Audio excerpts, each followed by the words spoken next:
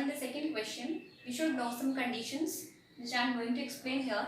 The condition for consistent and inconsistent solutions. See, these are the two general equations of the variable in two equations in two variables. You will always be having equations like this. Now, in these, before solving them by graphical method, if we just want to check whether these equations are consistent or inconsistent depending upon just the coefficients a1, a2, b1, b2 and c1, c2, then these conditions will help. And this is the second question. That's why I am going to explain here the concept. So first, a1 upon a2, if a1 upon a2 is not equal to b1 upon b2, this implies that these lines intersect at only one point. At one point. And the graph of such equations will be like this, means they will be intersecting at only one point. This implies one more thing, that it has unique solution. One more thing, that the solution will be consistent. So I have written it in all the three forms which can be asked in the question. Sometimes it just asks for whether it has unique solution, infinite solution or many solution. Sometimes it asks whether the lines are intersecting at one point or many other points. Or sometimes it asks in the terms of consistency or inconsistency. So I have given all the 3 points.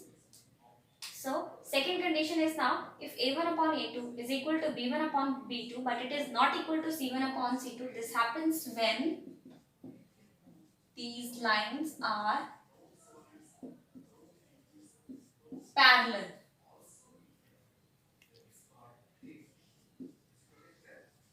These lines will be parallel. And this shows that here it was intersecting at one point, therefore it was unique solution. Now in case of parallel, you know that these are not touching each other at any point, therefore it will have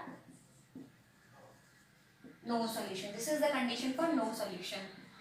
And one more thing, if it is having no solution, that means it is inconsistent.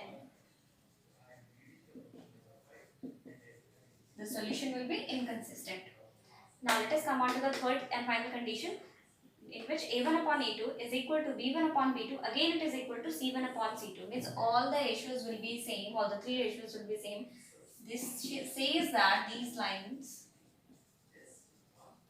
are coincident. These lines will be coincident, means one line will be overlapping on the other, and you can see that they are touching at so many points. Therefore, it will have infinitely many solutions.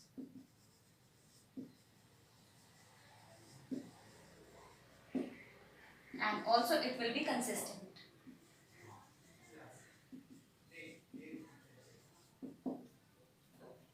If you note down all these concepts, you can solve the second, third and I think fourth question also of the exercise 3.2.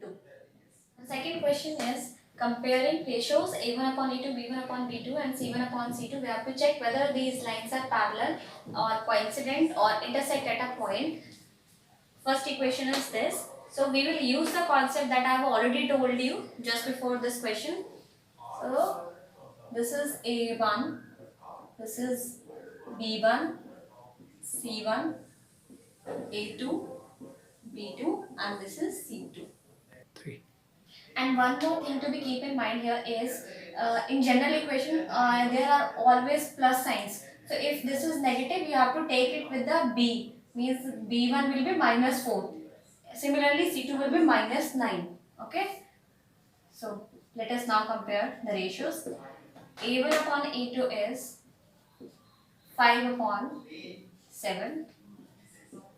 b1 upon b2 is minus 4 upon 6 and c1 upon c2 is 8 upon minus 9. This is 2 by 3. Now you can see that no one ratio is equal to any one. So here A1 upon A2 is not equal to B1 upon B2, which is again not equal to C1 upon C2. So you can see that this, which case is this? This is the first case in which A1 upon A2 is not equal to B1 upon B2. This implies these lines are intersecting at only one point. Okay students, this is the second part now, and this is A1, B1, C1, A2, B2, and this is C2.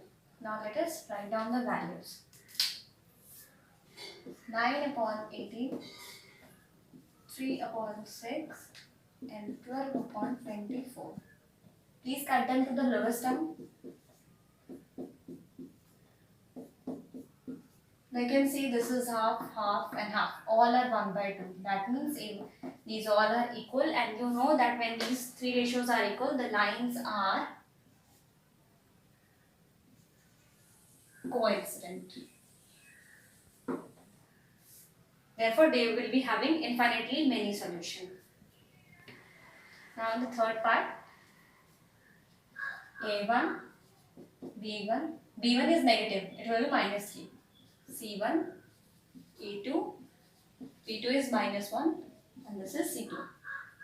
A1 upon A2 is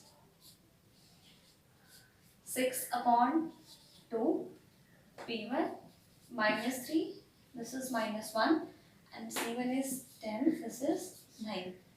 Now negative will cancel and this will become 3 upon 1. So you can see that A1 upon A2 is equal to B1 upon B2. This is not equal. So this is the condition when the lines are parallel. So we are done with the second question of this exercise.